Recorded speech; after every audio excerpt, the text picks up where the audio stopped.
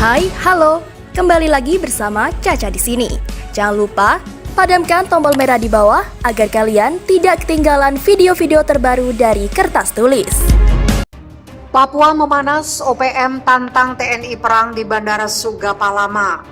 Situasi di distrik Sugapa, Kabupaten Intan Jaya, Papua saat ini memanas. Kelompok separatis bersenjata yang tergabung dalam Tentara Pembebasan Nasional Papua Barat, Organisasi Papua Merdeka, beberapa hari terakhir ini telah melakukan serangkaian serangan terhadap aparat Tentara Nasional Indonesia yang bertugas melakukan pengamanan di wilayah rawan konflik di Kabupaten Intan Jaya, Papua.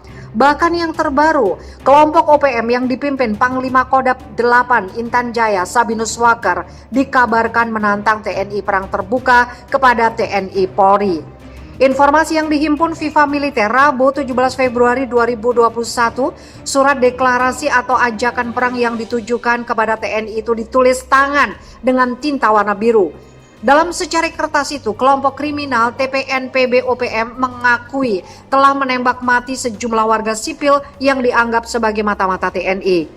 Dalam surat yang dibubui tanda tangan dan cap stempel TPNPB OPM Kodam 8 Intan Jaya oleh staf operasi OPM Undius Kogeya dan Panglima Kodam 8 Intan Jaya Sabinus Waker serta 18 nama komandan kompi kelompok OPM Intan Jaya itu.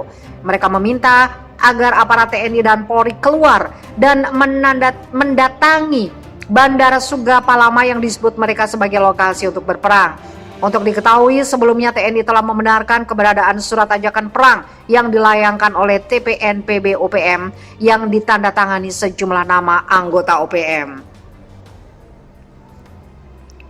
Hal itu diakui Kepala Penerangan Komandan Gabungan Wilayah Pertahanan 3 Kolonel CZI IGN Surya Setawa ketika aparat gabungan TNI Polri berhasil menembak mati 3 orang kelompok OPM di Puskesmas Sugapa pada hari Senin 15 Februari 2021 lalu. Ketiga anggota OPM itu tewas karena mereka berusaha melarikan diri dari Puskesmas Sugapa dengan melawan dan merebut senjata milik aparat TNI dan Polri yang tengah melakukan pengintaian terhadap Janius Bagau. Janius Bagau adalah salah satu anggota OPM yang terlibat dalam penembakan sejumlah prajurit TNI di pos Paninjauan yang telah menyebabkan Prada Ginanjar Arianda tewas pada hari Senin 15 Januari 2021. Kapen Kogabilham 3 membenarkan Janius Bagau dan Januarius Sani yang tewas karena melawan dan berupaya merampas senjata petugas itu diketahui sebagai orang yang turut menandatangani surat pernyataan perang kepada TNI Polri beberapa waktu yang lalu. Setelah dicocokkan dengan identitas dan beberapa barang bukti lain seperti surat pernyataan perang oleh KKSB, dipastikan ketiganya merupakan anggota dari KKSB yang selama ini sering melakukan aksi teror dan penyerangan terhadap masyarakat dan aparat keamanan di Sugapa, kata Kolonel CZI IGN Surya Setawa. Berikut isi surat pemberitahuan perang yang dituliskan oleh kelompok OPM pimpinan Sabinus Waker untuk TNI dan Polri.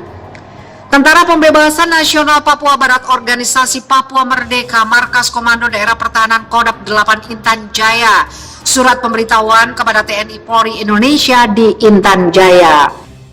KKB Papua dapat balasan setelah bunuh 2 anak buah Jenderal Andika Perkasa Yonif 400 BR tembak 1 OPM.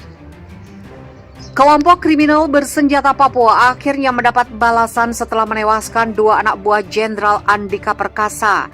1 anggota KKB Papua tewas ditembak pasukan Batalion Infanteri 400 Banteng Raider atau Yonif 400 BR Kamis 4 Februari. Kontak tembak KKB Papua dan Yonif 400 BR terjadi di daerah Titigi, Kabupaten Intan Jaya, Papua. Seperti dilansir dari kompas.id dalam artikel TNI lumpuhkan 1 anggota KKB di Intan Jaya. Komandan Korem 173 Praja Virabraja Brigadir Jenderal Iwan Setiawan saat dikonfirmasi membenarkan informasi kontak tembak yang menewaskan 1 anggota KKB Papua itu. Identitas anggota KKB Papua yang tewas adalah pria mirip. Iwan mengatakan kontak tembak bermula saat pasukan Yonif 400 BR melaksanakan patroli di sekitar Titigi. Patroli itu untuk mengantisipasi serangan dari KKB Papua yang sudah terjadi beberapa kali pada Januari. Saat patroli itu pada pukul 5.50 WIT, anggota TNI menemukan 3 anggota KKB Papua yang juga membawa senjata api. Terjadilah kontak tembak sehingga menewaskan pria. 1 anggota berhasil dilumpuhkan sedangkan 2 anggota lainnya melarikan diri. Di lokasi kejadian, anggota menemukan barang bukti berupa 1 radio HT dan telepon seluler. Iwan menambahkan, prajurit di lapangan akan berkoordinasi dengan Pemda setempat, pihak gereja dan tokoh masyarakat setempat untuk menguburkan jenazah pria.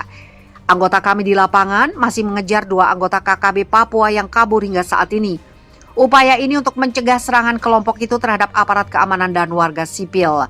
Sementara itu, Pastor Justinus Rahangingar, pimpinan perwakilan Gereja Katolik di Intan Jaya, saat dihubungi dari Jayapura pada Senin 1 Februari mengungkapkan pelayanan publik di Intan Jaya terkendala karena kondisi keamanan yang tidak kondusif tersebut. Pelayanan pendidikan dan pemerintahan tidak berjalan baik, masyarakat ketakutan untuk beraktivitas seperti biasanya. Hal itu disebabkan kondisi keamanan yang tidak stabil dengan aksi-aksi penembakan, tutur Justinus.